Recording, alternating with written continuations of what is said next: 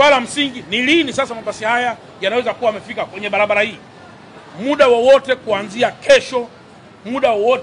kesho, tunatarajia Mungu atakapojalia tutatue jambo hili angalau kwa nusu, tukiwa tunasubiri mabasi ya muda mrefu ambayo yamefika.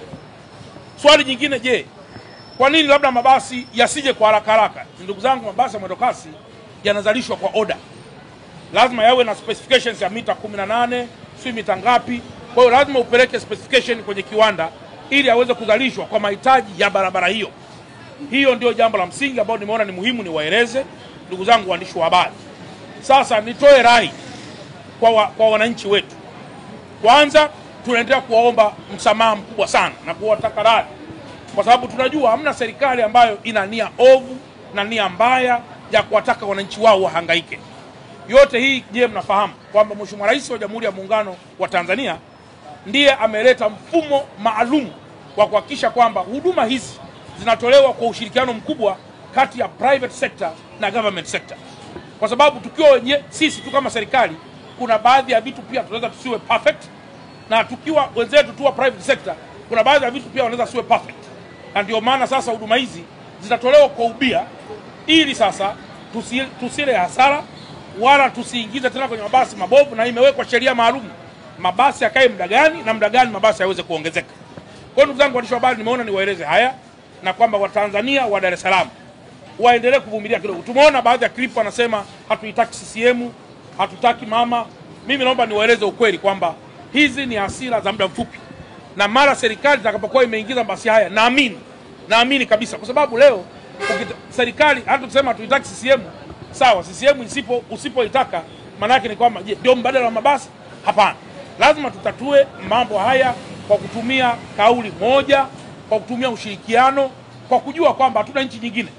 Mabasi haya yanapoanza miaka mingi nyuma, watu wengi sana waliyabeza na kuonesha kwamba ni mradi wa aina gani. Lakini kadiri siku zinavyozidi kwenda, wamekuja kujua kwamba mabasi haya kumbe ni msaada mkubwa mno. Na mnachokiona leo ni kwa sababu demand ni kubwa ya mabasi hayo, ndio maana wanasukumana mlangoni. Ingekuwa sio kitu kizuri, wala usingemwona mtu anaingia kwenye hayo mabasi. Kwa hiyo kwa sababu ni huduma nzuri, ndio maana kila mmoja anayapenda mabasi hayo. Kwa hiyo hakuna namna, serikali lazima kwa namna yote isimamie jambo hilo. Zipo changamoto kwa nature tofauti utatuliwe kwa siku moja, na kuna nature zingine hazitatuliwi kwa siku moja. Wengine wanasema kwa nini tusiingize mabasi ya kawaida yapite hapa? Hapo tunaweza tukaleta disaster kubwa, kwa sababu tunafahamu milango ya mwendokasi ipo upande huu kwa sababu ya namna structure za stand zilizojengwa. Lakini mabasi ya kawaida hayana structure hizo. Kwa hiyo watu watakuwa wanashukia huku, wanagongwa, wanakufa, mwisho anakuwa tena matusi kwa serikali. Kwa hiyo naombeni tuendelee kuwa na huo uvumilivu. Jambo langu kubwa ambalo nataka kuwafafanulia ndugu waandishi wa habari na wananchi wenzetu waweze kuelewa, tumeona klipu nyingi zikiwa zinazunguka zikionyesha watu wananing'inia kwenye magari, lakini pia zikionyesha kwamba watu wanasukumana sana kuingia kwenye haya mabasi. Kwanza kama mkuu wa mkoa nikiri kabisa kwamba mabasi haya yameshapungua sana kutoka kwenye idadi yake ya kwanza tangu yalivyonunuliwa mpaka yalivyo sasa. Hivi mabasi yanayotoa huduma kwa muda huu, mabasi ya kampuni ya UDAT yanayotoa huduma hayazidi hata 40. Mabasi yanayotoa huduma, kwa sababu ndio mabasi ambayo yana uafadhali.